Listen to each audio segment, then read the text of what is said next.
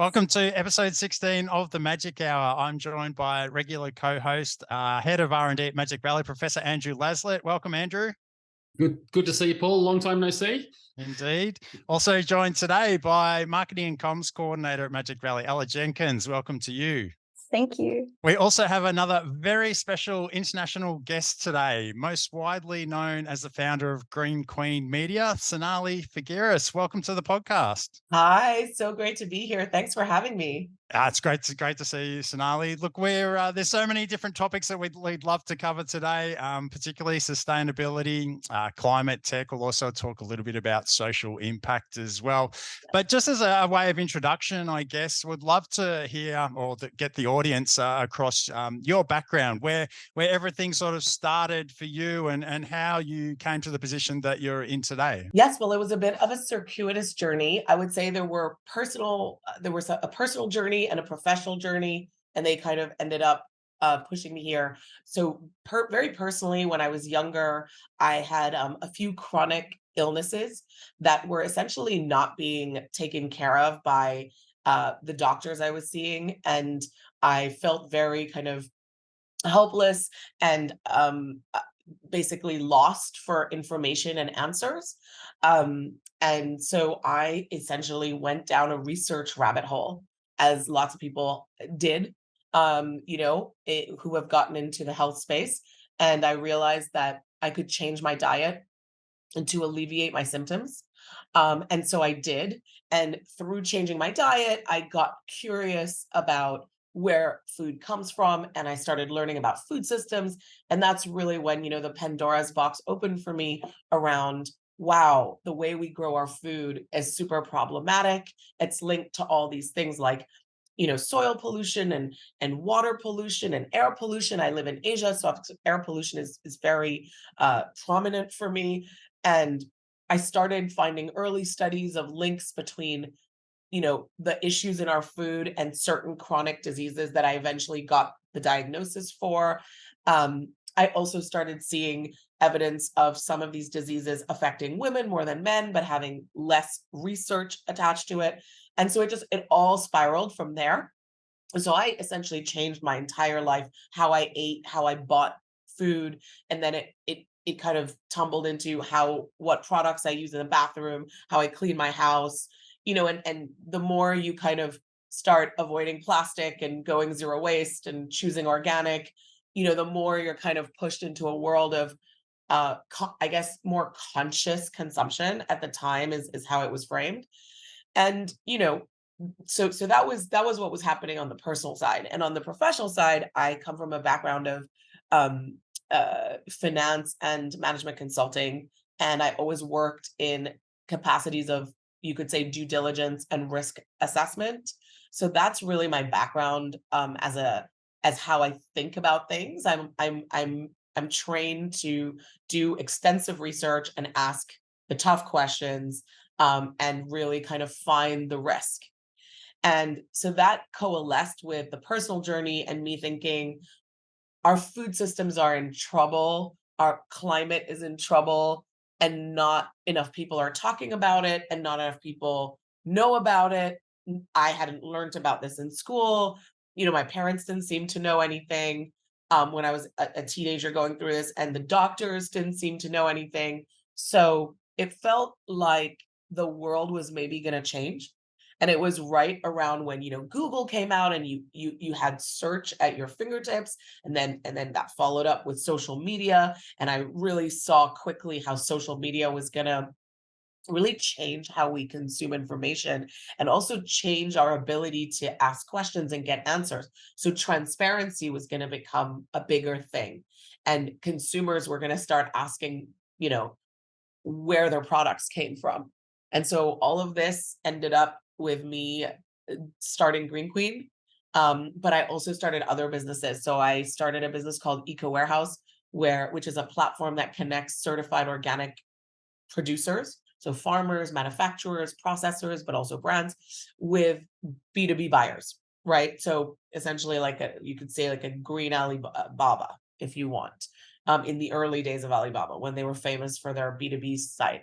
And that's really also what got me in the weeds of the food supply chain, because I would go to all these conferences and trade shows, and I would meet farmers and I would meet processors, and I started to understand kind of all the intricacies and the complications of how we eat and how the food gets to our plate, and why it's not so how it's not so simple as it might seem just going to a supermarket. And so that really informed me, and that was a really good um, kind of background to have when I decided to really make Green Queen, which started out as a more general green and healthy living blog in Hong Kong, and then transitioned to a real food and climate news site about a few years ago. And I decided to have a global scope, with an Asian lens, with this focus on giving Asian perspectives and Asian change makers a voice, because I did feel that, and still today, the mainstream media is heavily dominated by um, US narratives and European narratives in a second stage, and Asia kind of gets left behind. Despite the fact that 60% of the world's population is here, this is where all the growth is happening. This is where food systems are going to have an outsized impact on the global chain because of the demand that's going to come from here in the next 20 years. So that's kind of how I ended up where I am now. Absolutely. It's a really interesting story because I think a lot of people within the space have a personal incident or issue that happens to them that affects them directly, that forces them to go and investigate things that they were otherwise unaware of or previously unaware of. And I think that's a common driver for people getting Absolutely. started within the industry. Obviously, it's a big step though to go from, as you've described, or in my words, a corporate career in terms of, finance and management consulting, to then, wanting to tackle what is really a huge issue, because most people would see, an issue, such as, climate change or sustainability or changing the food system as too big an issue to tackle. Mm. What what what what was it that tipped you over the line, particularly, starting Eco Warehouse, for example, that you're like, no, I'm going to do something about it, and this is what I'm going to pursue and put my time into. Well, one, the honest truth is the last job that I had, I wasn't particularly happy in it. I was also quite sick. So it coincided with a couple of major surgeries I had to have. And three, honestly, when I found Alibaba and I realized, so originally the way I found the idea for Eco Warehouse is that I was actually sourcing for another business. So my original business plan was actually a green version of Starbucks. So I had worked in Yeah. Starbucks in university, and great company to get trained at as a young person. Like, I worked in the cafe on our university campus in Philly, and I learned everything about, barista. I was a barista, I was the purchasing manager, I was the marketing manager, then I was the cafe manager, and I really learned how to run this business. But I also saw how Starbucks had this outsized role in kind of setting trends and habits, because people were starting their day with us. And I learned that, what food they stocked, and what drinks they made, and what was in the fridges, really just kind of, that was a kind of power. And I thought, what if you could have a Starbucks, but everything was organic and vegetarian, and instead of dairy milk, it was almond milk and coconut yogurt and coconut sugar. And so I started writing this business plan, and I started researching where to get supplies. And I tumbled on to the Alibaba site, which at the time no one knew about outside of China and outside of import exporters, because it really had no international recognition and there was no IPO. I mean, this is years ago. And I realized that they had nothing around food, nothing around organic. Again, nothing around certification, and this idea that you could trust that the product you were ordering had been verified. And I really saw that as a huge trend going forward. I felt that if everyone had the knowledge I had, everybody would want safer certified food. Um, and so, because this was at the cusp of organic, it really hadn't taken off yet. And so I felt it was a really big opportunity. I really did. And it is, and it has been. And organic has trends was kind of that movement has kind of died down a little bit as other movements have taken hold, but there was a genesis there of all the trends that I was seeing have applied to everything we see now, right? So now we see the transparency around emissions and climate footprint of meat and dairy, and that has changed people's attitudes and brought people like you to start companies to address that and serve a new demand. But all of that originally comes from the transparency of the information. So if we were 20 years ago, no information about what we're eating, right? And very few platforms or media where we could have some autonomy and agency, right? Because it used to be that information was just served to us and there was a narrative, and certain editors and powers that be decided that narrative. But now we can all go and find our communities and our information kind of niches. And that's really change. That causes a change in how we interact with goods and food and culture. And so I thought that was a really big opportunity, really. Mm. Absolutely, and look, I'm gonna hand over to Ella in a second to follow up on that topic. But transparency is obviously really big for us as well, particularly around the process and everything that we're doing. We are in a very difficult climate though, where people distrust the information that they find online, so I'd like to dig into that a little bit. But I also know Yeah. that Ella wanted to talk a little bit about something we'd spoken about previously, which was around greenwashing, and you kind of touched on it there. But Ella, do you want to investigate that a little bit further? Yeah, no, I think it's really interesting how platforms like Green Queen, you're talking about spreading awareness and bringing people to a community where they can connect over, a shared interest and a shared passion for being sustainable. But it also serves this really important role of actually giving a voice to the work that's being done by other companies and bringing attention to these areas, which is one of the most difficult things, I think, especially like what we've experienced with awareness of just the existence of cultivated meat outside of the alternative protein space is still pretty low in the general public. So it's great seeing, a platform that gives a voice to these startups that are doing the work to see change in, climate change tech and alternative protein and all these different fields. But yeah, I was interested. There was a particular piece that caught my attention about greenwashing labeling on meat specifically. Sustainability is becoming like a marketing trend, and we're seeing it being used in industries that are just inherently by their nature not sustainable, to promote their products as being better than other unsustainable products. And it's interesting that that's being spoken about. Yeah. Right. So we've obviously, I'm talking about 10, 15 years ago when I started, right? So let's be clear, things have completely changed since when I started, right? I mean, when I started, Instagram didn't exist. Google had really just launched. We're now in a world where we have, ChatGPT and AI-powered LLM-powered AI tools that, have changed everything. And media landscape has completely changed. Yeah. And one of you said, I think, Paul, you said media results in, now people don't trust what they see online. Yes. But actually I would add to that. I would say they don't trust what they don't want to trust, and then they trust what they want to trust. So we are in echo chambers that reinforce our identities, our culture, our beliefs.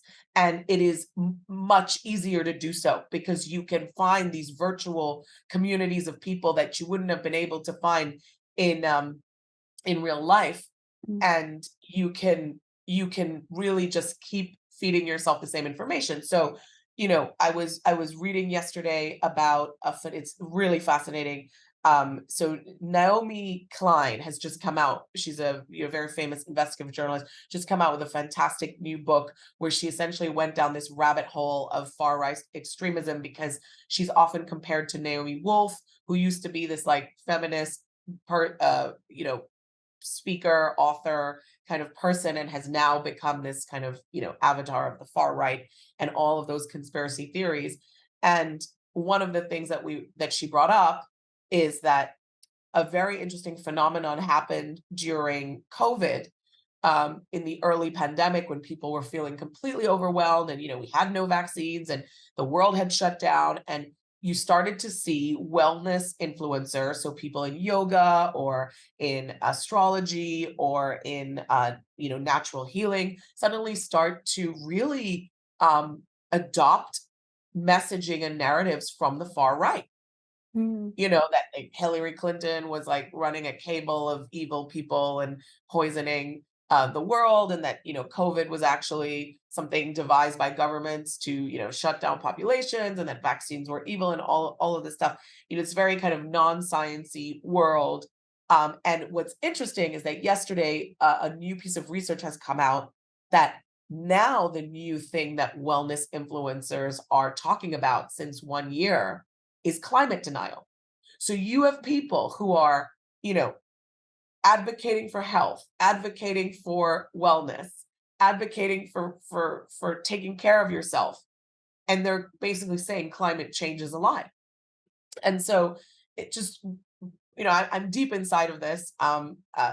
Separately, I'm also working with two researchers on a big piece about plant-based meats and ultra processed foods, and kind of what's true and what's not, because you talking about misinformation. Obviously there have been very big campaigns that have been paid for by big meat and big dairy, specifically in the US, but I think also where you guys are in Australia and New Zealand, there's been a lot of this.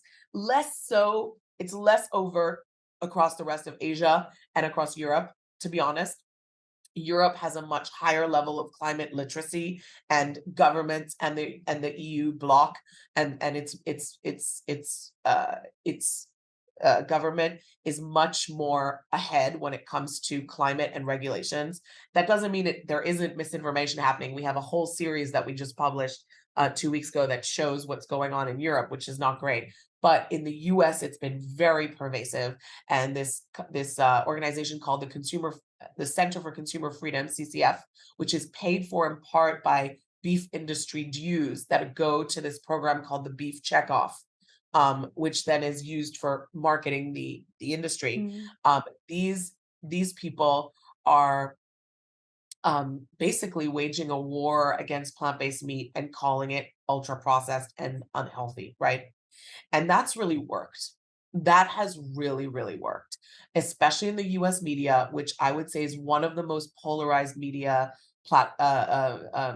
media geographies in the world, right? And it's also linked to their very polarized political system. And it's gotten to the point now where, going back to what I was saying about Naomi Klein and Naomi Wolf, people just have their own truths, and they're able to go online and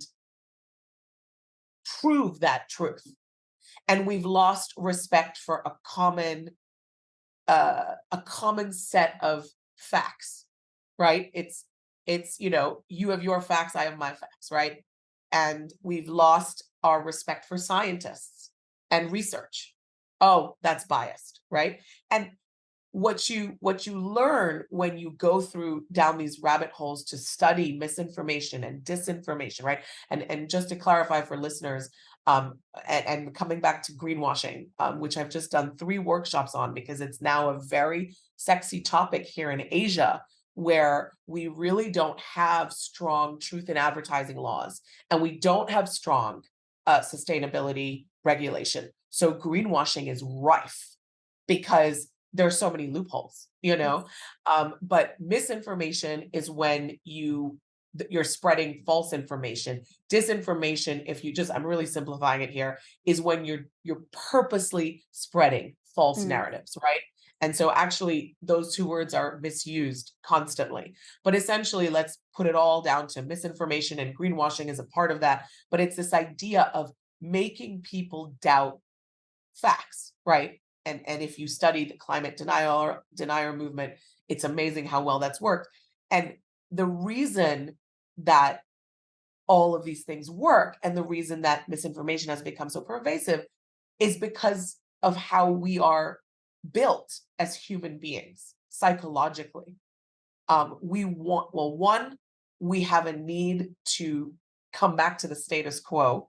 So if you ask me to change, you're really pushing me out of my comfort zone. So if someone else comes along and says, you don't need to change, you're instinctively more likely to go to that message, right? And then secondly, we are wired to think in the short term, survival mode. We are not very good at considering long-term things in decision making. And a lot of these important trends and anything to do with nuance and details and understanding that, climate change, the really bad stuff is coming in like 10 years, right? And for our children and our grandchildren, that's not something that is easy to think about on a day-to-day level. And so we have these like competing kind of narratives, right? Where we're being asked to think long term. That's not instinctually how we think. We're being asked to change. We don't like change. And so it's much easier to find solace and answers in, the narratives that basically are saying what you want to hear. Confirmation bias. And what you're talking about with surrounding people are able to surround themselves in an echo chamber on social media because it is really polarized and you're in this positive feedback loop where you're constantly being pushed back to the content that you're interacting with. And I think it has really separated people out in that way. And it's interesting with misinformation. I mean, not even all misinformation is intentionally spread as misinformation. And that's part of what's so difficult about the spread of misinformation.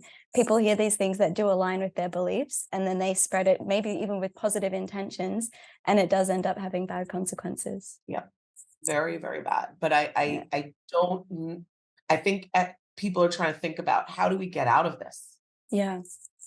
Well, that was going to be my question, because it's all really frightening as far as I'm concerned. With all these social media channels, we have these algorithms that develop these echo chambers and just perpetuate the exact same circumstances that you're talking about.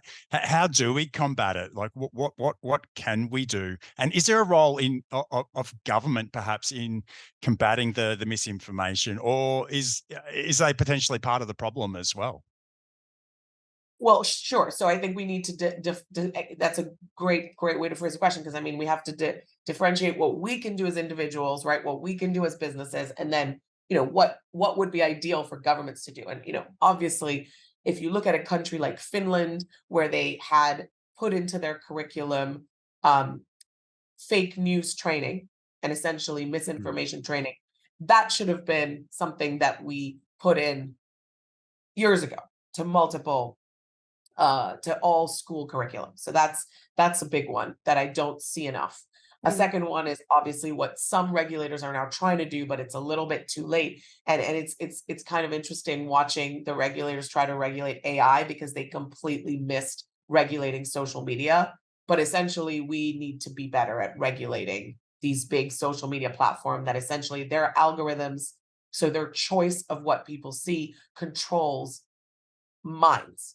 And I don't know if any of you have experience in this, but I do, and many of my friends do, where you watch a family member or a friend get radicalized on certain ideas from consistent exposure to social media. So while I wouldn't say social media is the reason, it is the facilitator of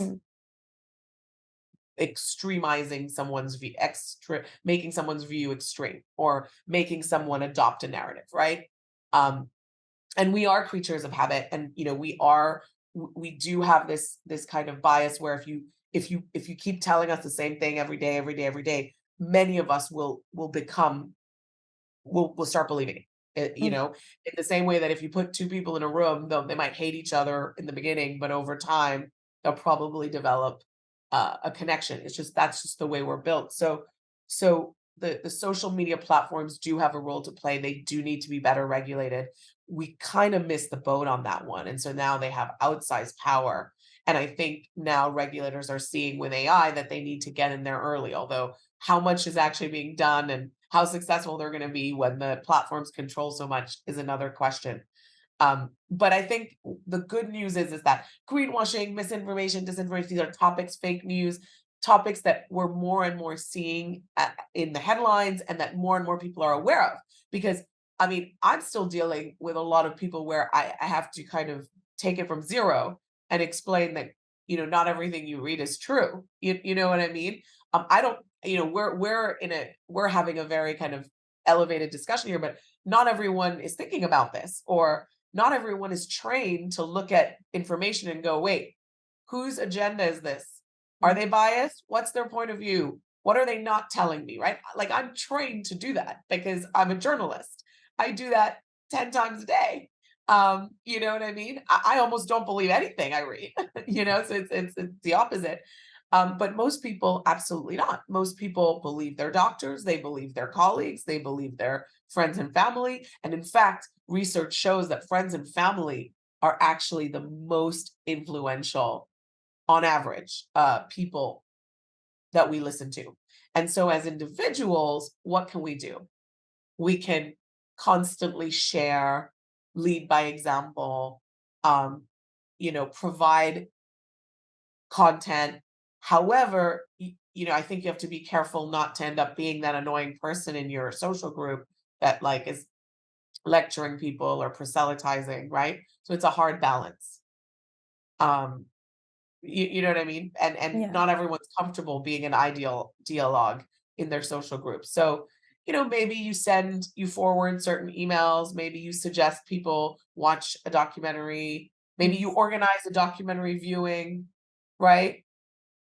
Maybe you take people to a restaurant where 50% of the menu is meat free. And there's things to do where you act as a kind of conduit to different solutions without kind of shoving it down people's face, right? I think that's what made COVID such an interesting time. People weren't having that social interaction, and they found that on social media. And I think we did see a lot of this mistrust in science that we're seeing now come straight out of COVID, all these conspiracy theories flying around online. And even the people who weren't, full leaning into conspiracy theories, there's this disconnect with your regular social life, interacting with people in a normal way, that sent people down all weird directions, where they're in these niche areas of social media that's kind of spread a lot of misinformation that's just accepted as normal. Like, for example, plant-based proteins being overly processed and something to stay away from is something that's definitely spread on those organic social media kind of niche communities. And I think it's interesting then, so definitely on an individual level, and there's definitely a really important role of platforms like Green Queen in that case as well, because people have trust for these platforms. And I think that's where the change happens in terms of people actually seeking out trusted platforms. What do you think? How do you think this will change in the next few years? Are people trusting social media less, leaning more towards trusted platforms that are spreading information about these things? Is there going to be some kind of positive change, or do you think that information is mostly being spread by social media now? I think the trend is that information is more and more being spread by social media. I think people are maybe reevaluating which channels they trust and which they don't. Um, I think there is some very depressing research, and the New Yorker has an amazing piece that maybe you can put in the show notes, but it's a piece about kind of why people don't change their mind, even when presented with facts. And it's actually quite a powerful uh, article that really shows you that it's really difficult to overturn someone's beliefs Mm. once they're there. So I think there's multiple problems to deal with here, but I think I always tell companies, first of all, like what you're doing with this podcast, I think great, because it's your own voice. You're going direct to your audience. And that's where things like newsletters are powerful. And like that's why it's so important to have your own website. You cannot just rely on your presence on social media as a company, right? Mm. Because that can be switched off anytime. It does not belong to you. It can be weaponized. It can be cut off by algorithms, right? Whereas here you're building your own community. So I think building community is going to become more important than ever. Mm. I think aligning yourself with thought leaders, people who have their own communities and who maybe can open up their audiences to new information, that's important. And yes, I do think that people are looking for more trusted sources of information, but I don't think those people are the same people as the extreme people who are who may be lost to some extent. That being said, the media disproportionately covers the views of the extremes, and in reality, most people are in the middle, right, in the distribution curve. And those people are looking for signposts, guidance, um, information. I think what we see more constantly, though, is they're looking not to be talked down to. They're looking not to be talked to in jargon. They're looking for things that make sense, information that makes sense in their daily life, you know? Um, and I think sometimes maybe media is not as good as at doing that, where brands have really taken that role. Mm. Brands are more and more kind of getting in there and kind of owning the relationship with their consumer, and taking part in kind of the cultural and information conversation. We're seeing that more and more. We see that a lot in Asia, where people follow brands and even influencers more than they follow any kind of um and when I say influencer, I mean like commercial influencers that are selling you something. They almost follow those people more than traditionally like government officials um, or scientists or teachers, right, or parents. And so I think we need to also look at why are people feeling so lost and so lonely and so disenfranchised and maybe so hopeless, and so why are they going towards, it comes back to what I said earlier, right? We're evolved to go for something that feels good, for something that's easy, for something that reinforces how we feel or what we believe. And so maybe we need to apply some of that, what a lot of the influence do so well, or what a lot of the far right extreme people do so well, and bring that over to a more mainstream audience and content, but kind of use some of those learnings. And that comes back to that point on the importance of transparency, and not underestimating what the audience wants to hear or can understand. Definitely. Exactly. Sonali, do you have any tips for people to be able to identify a trustworthy news source? Now, you obviously, do a lot of diligence with Green Queen, but from our personal experience, like we see articles written about us that are just so inaccurate that it's not funny, and they're quite often Not on Green Queen. not on Green Queen, not on Green Queen. Sorry, No. not on Green Queen, No, but I wasn't thinking that. No, I'm making a face because thank you. No, I'm making a face because yeah, it's really bad. Literally just let's give an example that I can actually talk about in a second, but please keep going.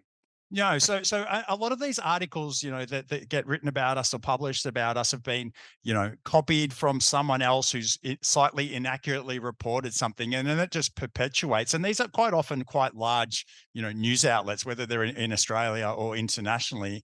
And that story just sort of, goes out into the public, and people just, many people just accept that as facts. So you obviously have a much different approach in terms of the diligence that you do around all the articles that come out on Green Queen. So how can people, is it just through experience? How can people identify the trustworthy news sources? No. It's not just through experience. This is such a good question.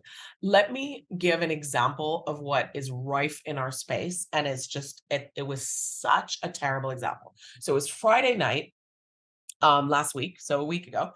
And I was really tired because it was 10 p.m. and it had been a really long week. And I get a message from a very good friend, and this is where it's in the space. So this is where it's really important to have a wide network. And they say to me, you have this article up about this company called Bene Meat, a cultivated pet food company in the Czech Republic. And your article is inaccurate. It's saying that there was an EU approval, and there was no EU approval. Now, there is nothing that upsets me more than knowing that we wrote something inaccurate. I mean, I will lose sleep over it. So obviously I was like, definitely not going to sleep.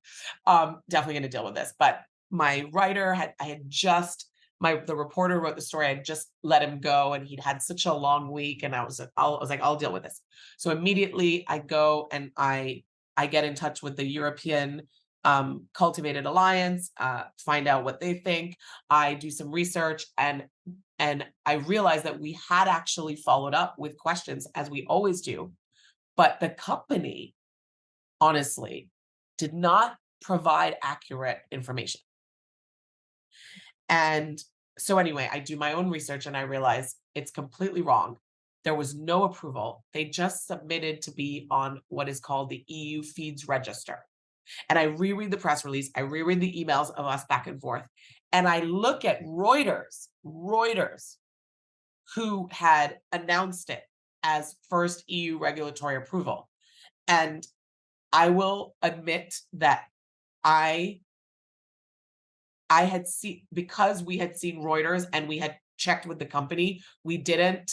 And because I was traveling that whole week, I didn't go my 2 extra steps where I usually go and check with alliances, or I'll check with like an expert in cultivated approval, just because cultivated approval has been misreported many times. And it was wrong. So immediately we changed it. And we wrote to the company and we said, why did you phrase it this way?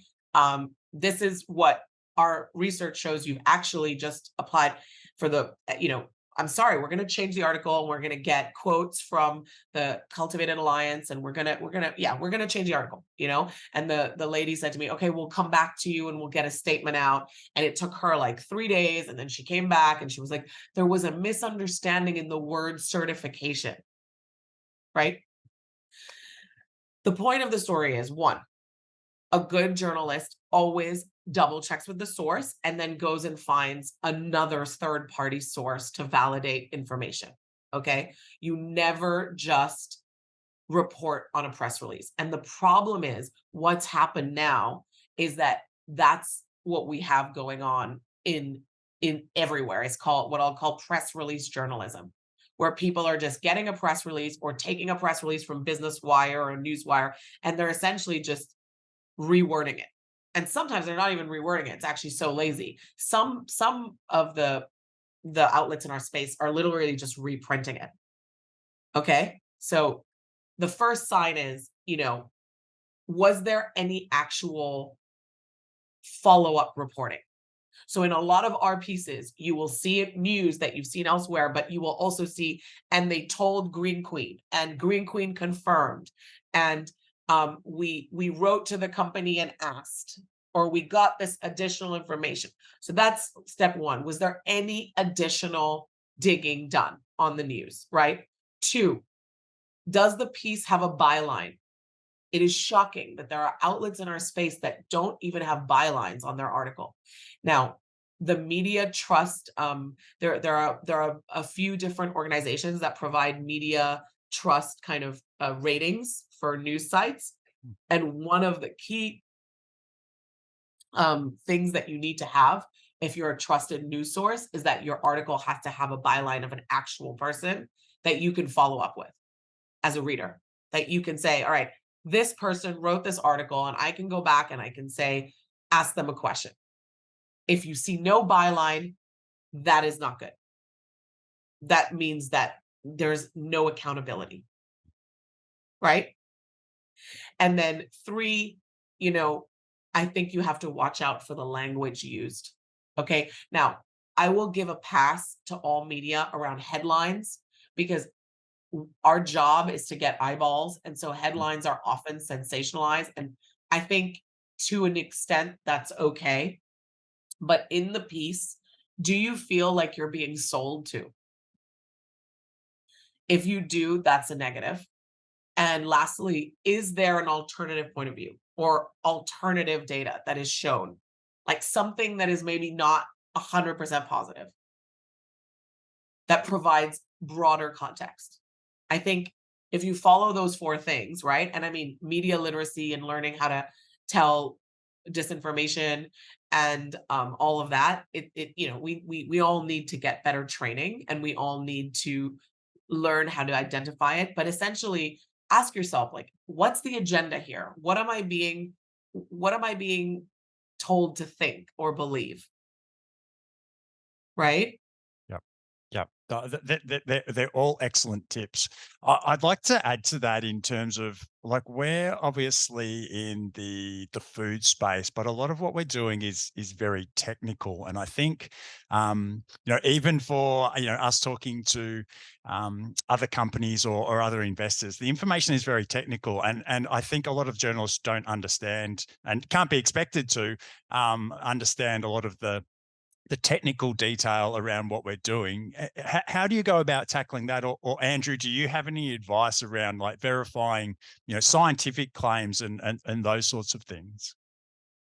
So, Sonali, my background is I'm a professor. I've had lots of PhD students, and a lot of the things that you've been Wonderful. saying are what we talk to students about when they're reading the scientific literature. Not obviously you checking for bylines and things, but if you're reading something, where's the evidence to support the statement that you're reading, and checking for that evidence. But when you're then translating your scientific findings to the media, you're already changing the exact findings that you've had, because you have to put it in terminology that is understandable to a wider audience.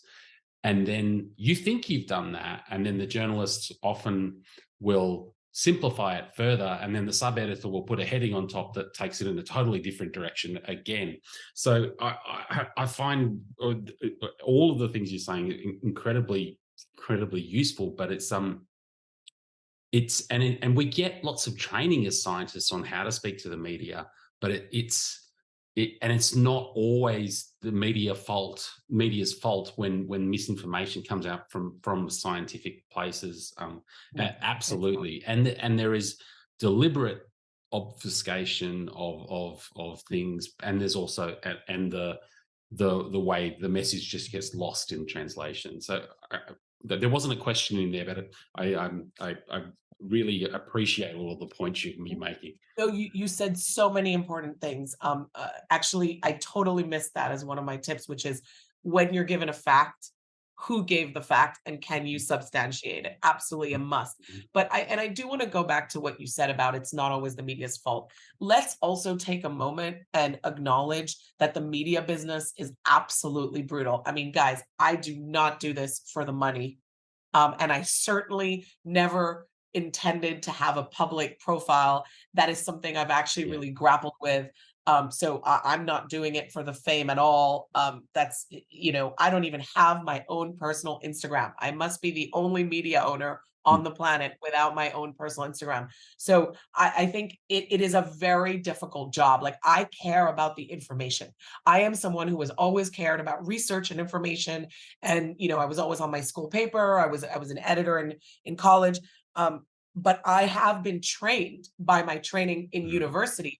I had a liberal arts education, a classical education, where I learned about writing, persuasion, rhetoric, debating.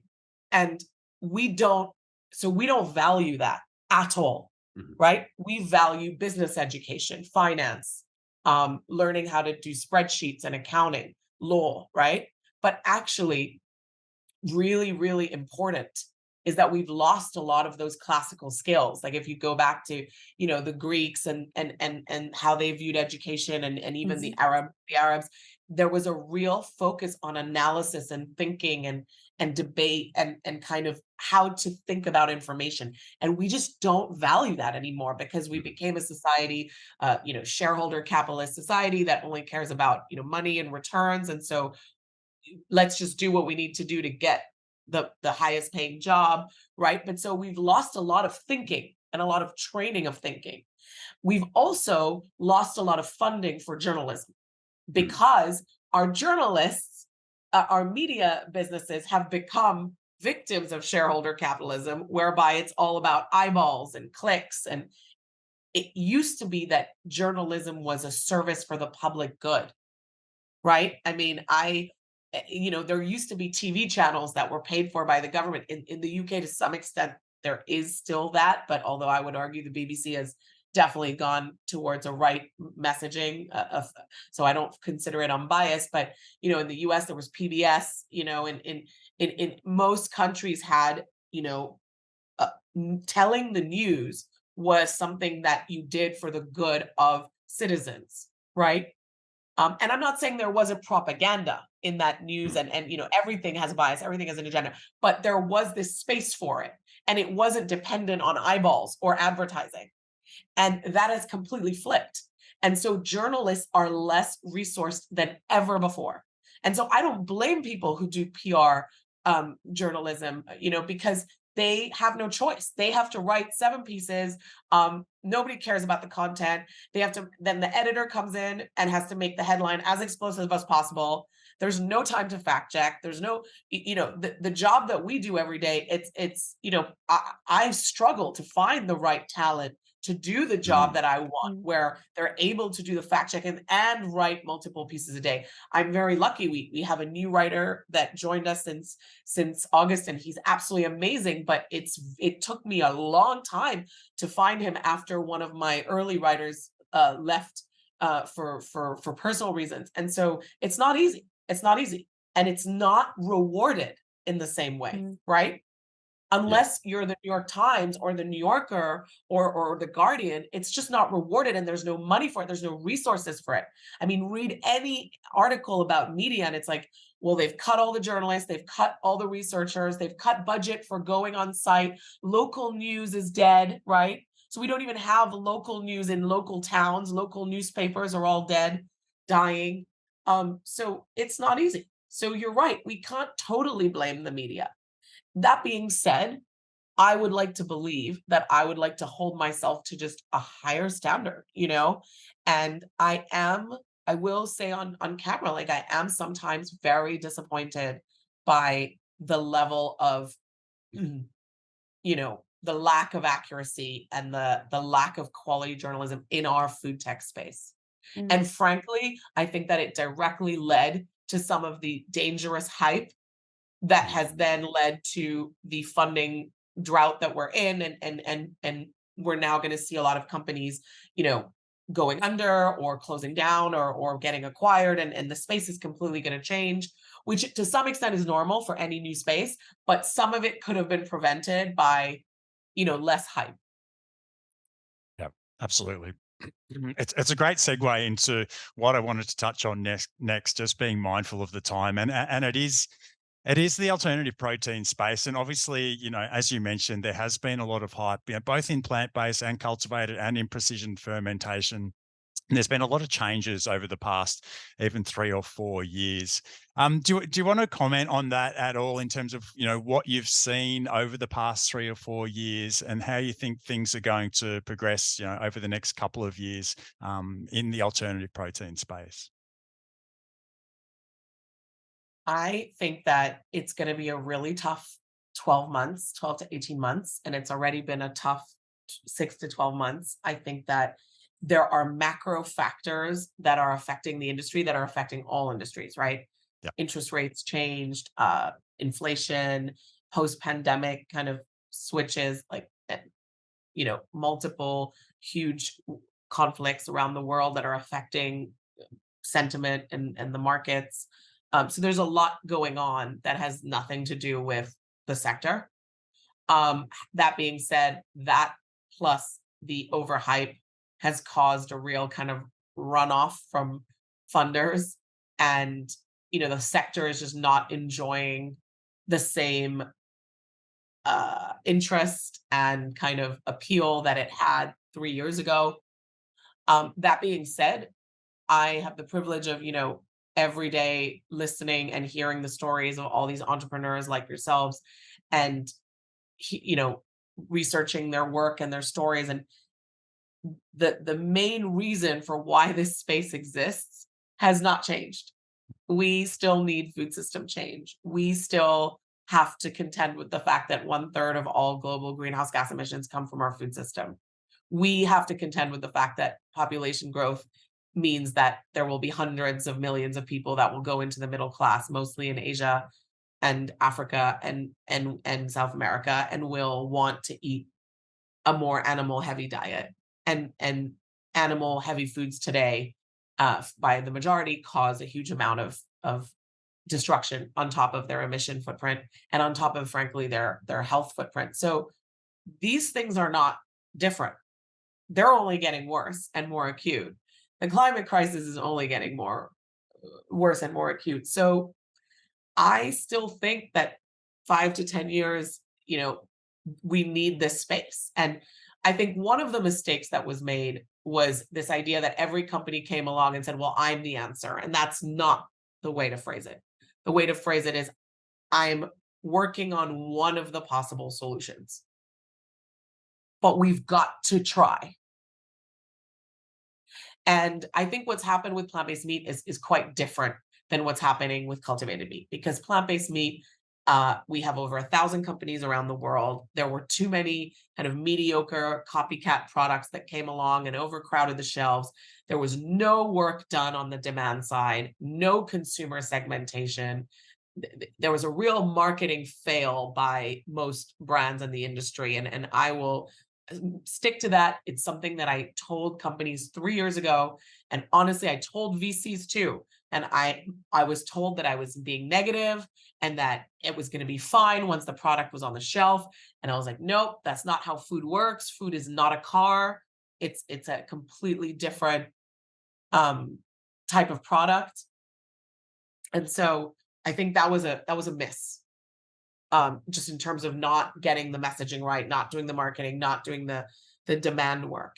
Cultivated meat, I think I almost feel it's a little unfair what's happening to it, because first of all, it got lumped in with the negatives from plant-based meat, when really it's an entirely different sector, technology, space, with its own constraints. And two, so I just did a mini series on cultivated meat where I interviewed, the 6 kind of people that have been there for 5 to 10 years. So they were really there at the beginning.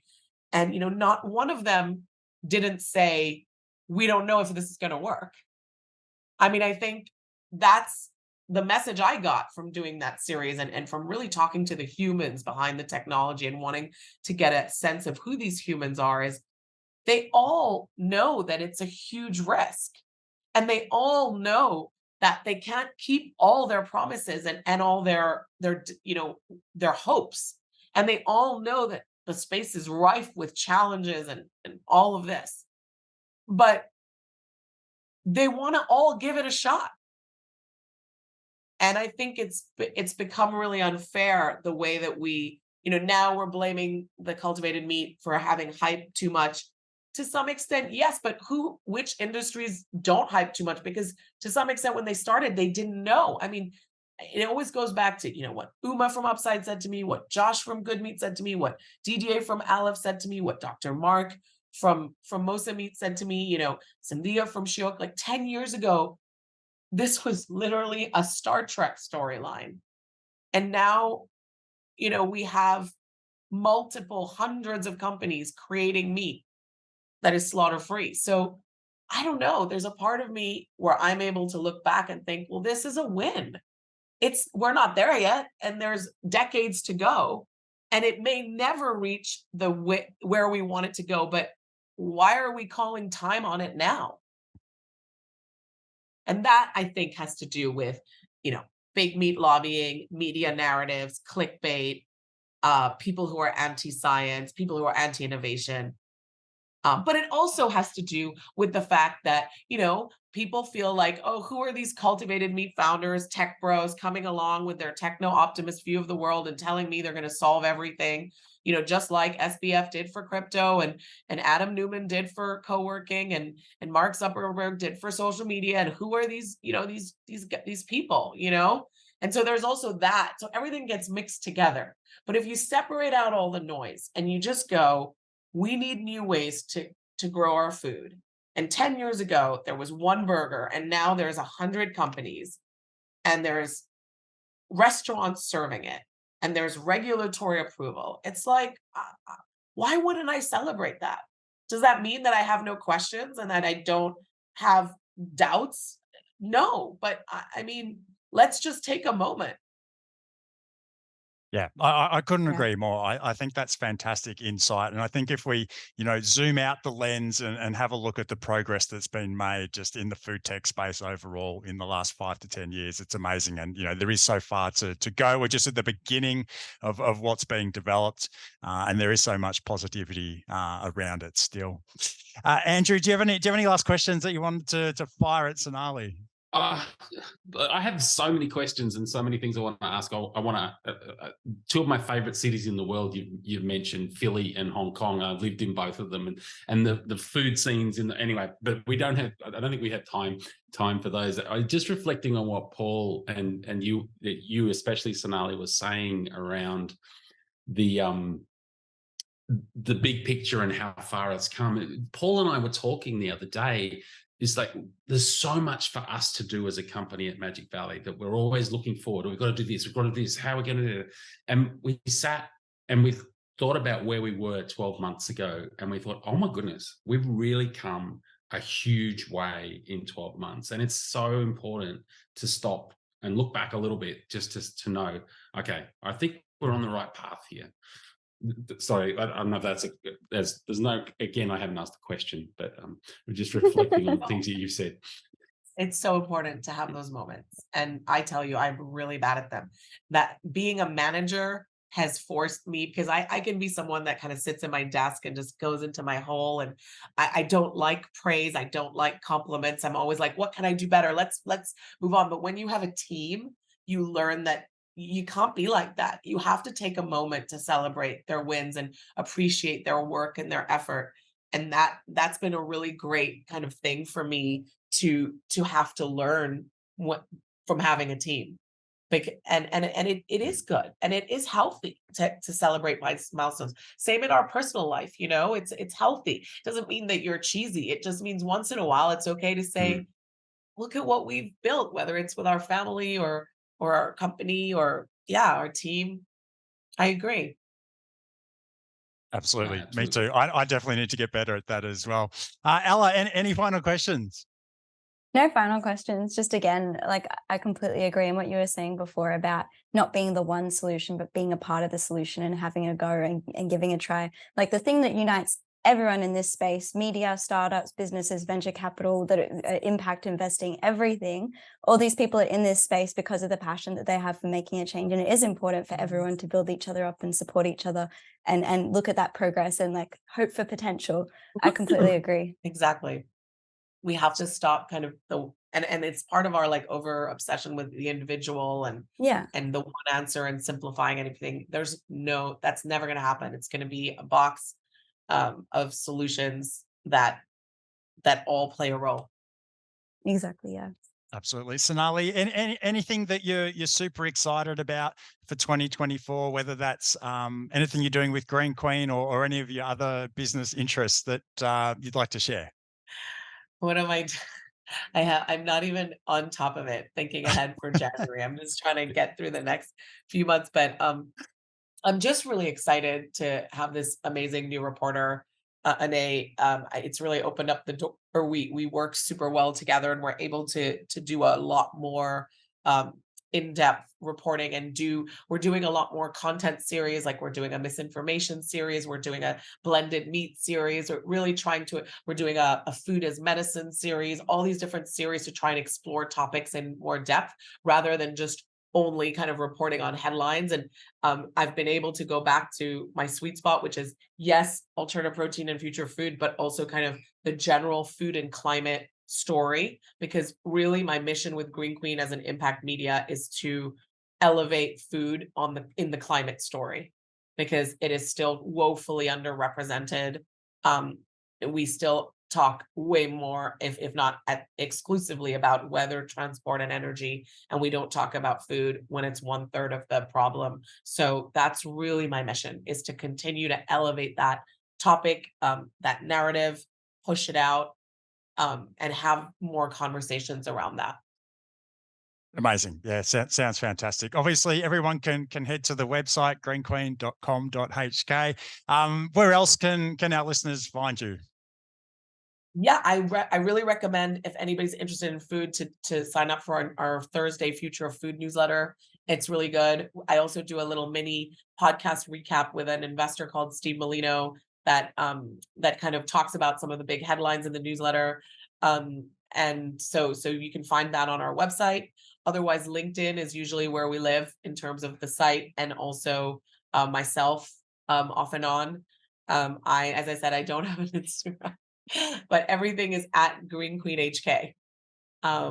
Yeah, or greenqueen.com.hk, or get in touch at greenqueen.com.hk. Excellent. Thank you so much for your time today, Sonali. I think it's been a fascinating chat. We've covered a whole lot of different areas there, and it's been so great to have you on the podcast. So thank you so much for joining us today. Thanks for such an open conversation. I love what we talked about. Thank you. Thanks so much. Thanks, Sonali.